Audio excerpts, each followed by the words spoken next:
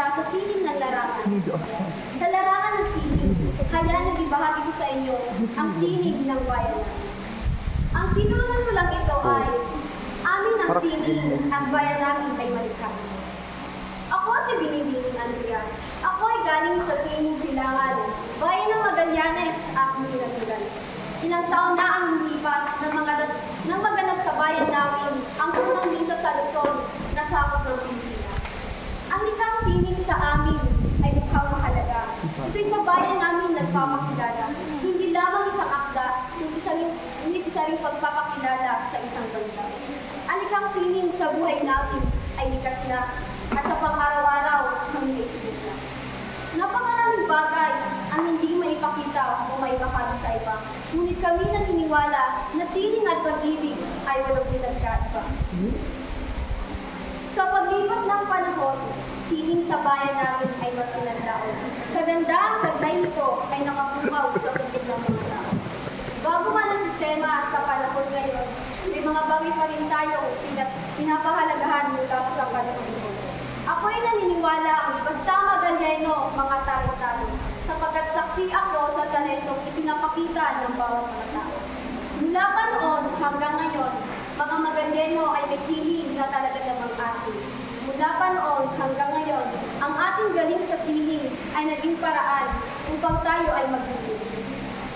Nag-uumapaw sa mga talento at hindi kailanman takot sa entablado. May mga iba't ibang obra na nagbunga para tayo ay makilala.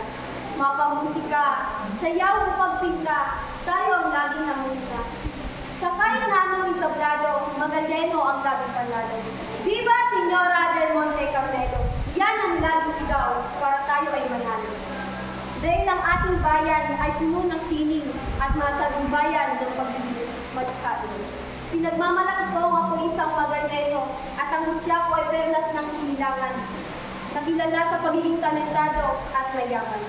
Kailanman ay hindi ko ipagkakaila ang aking lahi sa kahit na pamamagitan. Dahil ang isang pagiging Magalleno ay pinagmamalaki ko ng lubos. Ako ay galing sa pamilyang hindi hilig ang pagkika. At bago pa lamang ako sa larangan ng pagiging makata, naalala ko tuloy kung paano ako lumusong sa dalang kasigan na walang kasiguraduhan, naglakbay sa madilim at pilit na inaabot ng bituin na sa langit. Isang gabi, habang hinahanap ko ang aking sarili, natagpuan ko ang likha. Mapakatang isip o katang puso man ito, buhay sila at kaibigan na hinintay sa iyo. Ang aking bayan na nagpamulat sa aking mga mata, ibinakita nilang sining ay ako'y mahalaga. Ibinahagi nilang ako'y sa kanila at sining sa pagiging makata ang handog nila. Sa pagbukas ng aking mga mata, aking nakita ang huwag sa pusong hindi mapunan ng kakaibang dulot ng panitikan ng sining na nagpapaalala ito'y mahalaga.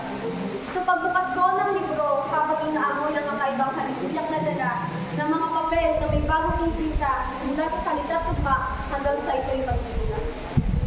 Aking natutunan na kahit bali-balik na rin may piliin mo pa rin makulong sa isang tula kaysa naman maramdaman mo ang panandalian tuwa sa pagitan ng mga dilubyong sigwa.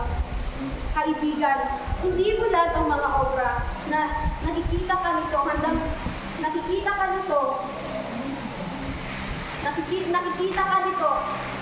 handang lumamay sa mga pinagdadaanan mo. At kailanman ay hindi bulag ang obra. Nakikita ka nila at handa kang ilayo sa kanilang sinuwan. Hindi bingi ang obra. Naririnig ka nito handang lumamay sa mga pinagdadaanan mo. Walang hiwaga at talinghaga sa sining at iba pa, kundi nagmula sa puso ng bawat tao. Walang pagmamahal o walang pagpapahalaga. May pag-ibig sa sining, may sining sa pag-ibig. Huwag mong ikahiya, sining na ikaw ang nalikha, sapagkat yan ang talento na binigay sa iyong Diyos. Para sa akin, kumita man ako ng kusing, walang problema sa akin. Dahil alam kong balang araw, ako'y titingalain sa tulong ng sining.